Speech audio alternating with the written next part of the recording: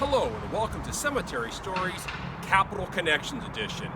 I'm your host, Capital Eric, and I'm a tour guide here at Sacramento Historic City Cemetery, as well as the State Capitol Museum, a unit of California State Parks, just up the road.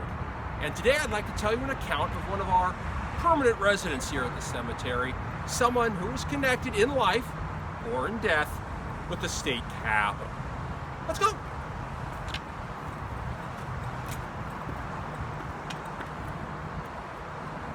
Come on.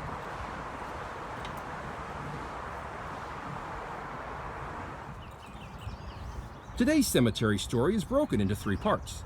In our first episode about Jane Norris, I told you about her adventure anonymously raising the first flag above the California State Capitol to mark the victorious end of the Civil War in 1865. In the second episode, I shared an intriguing letter I found at the State Archives, which made me ask the question, was Jane Norris a patriot or a pest? Today is part 3. In the February 15, 1893 edition of the Sacramento Bee, a letter was published from Nellie Blessing Eister that, in part, summarized the actions of the still anonymous patriot who raised the Stars and Stripes above the Capitol in 1865. This led another reader to write the newspaper a few days later with previously untold information about the event. Under the headline of Raise the Flag, name of the woman who put it on the Capitol, Sacramento Bee subscribers read the following, a letter sent from the town of Lincoln in Placer County.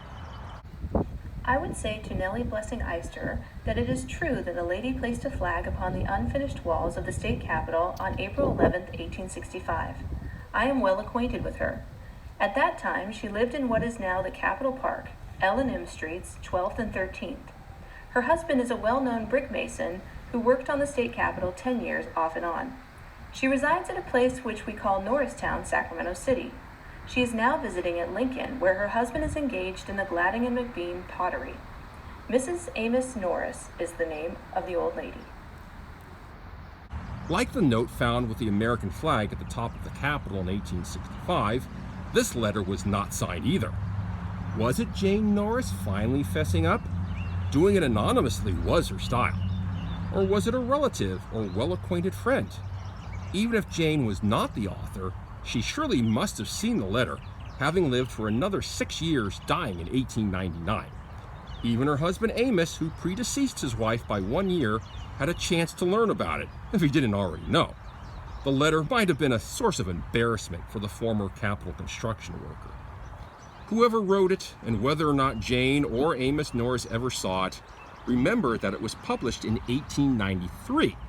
But when Jane's daughter told the whole story, well, not the part about the workers' plans to erect their own flagpole, of course, to a Sacramento Bee reporter in 1929, apparently anyone who had heard of the 1893 letter had completely forgotten about it.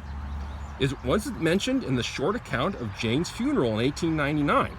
The news was treated as a revelation in 1929, as if it had been a closely guarded secret all those decades. And there you have it, the complete story of Jane Norris and the first flag raising over the State Capitol in 1865.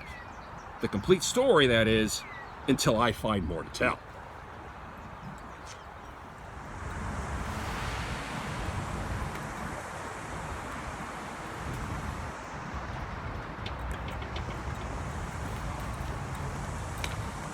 Well, that's been another edition of Cemetery Stories, Capital Connections Edition.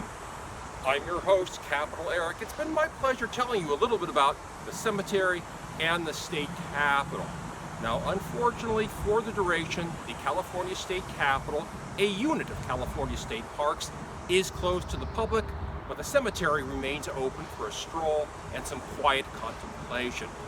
Keep up the social distancing, wash your hands, because it is better to be 6 feet apart than 6 feet under.